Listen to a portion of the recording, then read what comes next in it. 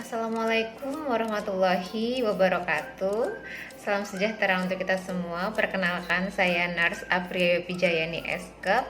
Saya adalah seorang perawat ahli pertama di Rumah Sakit Umum Demang Sebelah Raya. Dan pada kesempatan kali ini saya akan memberikan edukasi kesehatan tentang mengatasi stres atau manajemen stres. Nah, sebelum kita tahu tahap-tahap mengenai manajemen stres, ada baiknya kita tahu dulu apa sebenarnya yang dimaksud dengan stres. Semoga bermanfaat. Stres adalah kondisi yang disebabkan karena ketidaksesuaian antara situasi yang diinginkan dengan keadaan biologis, psikologis, dan sistem sosial individu. Jadi stres dapat diartikan bahwa ketika kita memiliki keinginan ataupun harapan yang tidak sesuai dengan apa yang terjadi, maka disitulah stres mulai timbul.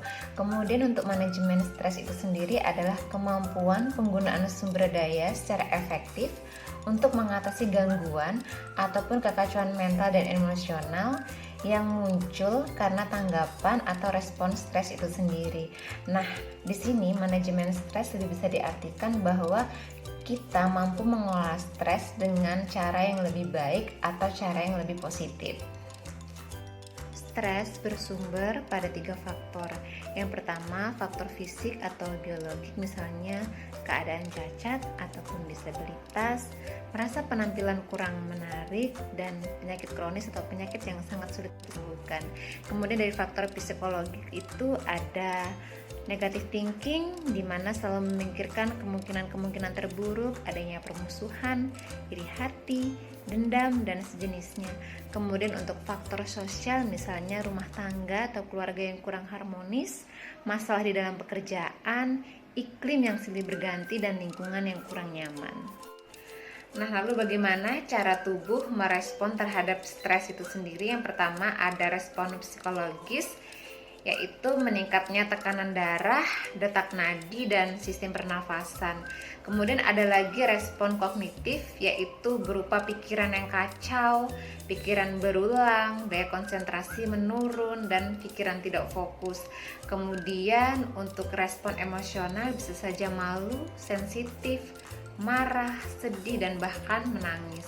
Kemudian untuk respon perilaku biasanya cenderung tidak percaya kepada orang lain, menghindari dan menyalahkan orang lain, kemudian sering ingkar janji. Nah, sampailah kita pada tahap manajemen stres. Untuk mengatasi stres, langkah pertama yang dapat kita lakukan adalah ungkapkan keluh kesah. Tentunya kita dapat mengungkapkan keluh kesah kepada orang yang benar-benar kita percaya. Kemudian tidur yang cukup dan berkualitas. Dinyatakan cukup jika bagi orang dewasa tidur 7-8 jam. Kemudian dikatakan berkualitas jika selama proses tidur tidak sering terbangun. Kemudian olahraga secara teratur. Disarankan di luar ruangan di pagi hari karena olahraga dapat menyeimbangkan sistem saraf, meningkatkan sirkulasi darah, dan mengurangi hormon stres. Kemudian selalu berpikiran positif, tidak boleh berpikiran negatif atau kemungkinan-kemungkinan yang terburuk. Kemudian beribadah dan berdoa, mendekatkan diri kepada Tuhan Yang Maha Esa. Kemudian bisa melakukan aktivitas-aktivitas sesuai hobi yang menyenangkan. Mungkin bagi ibu-ibu bisa memasak, melukis, ataupun bercocok tanam.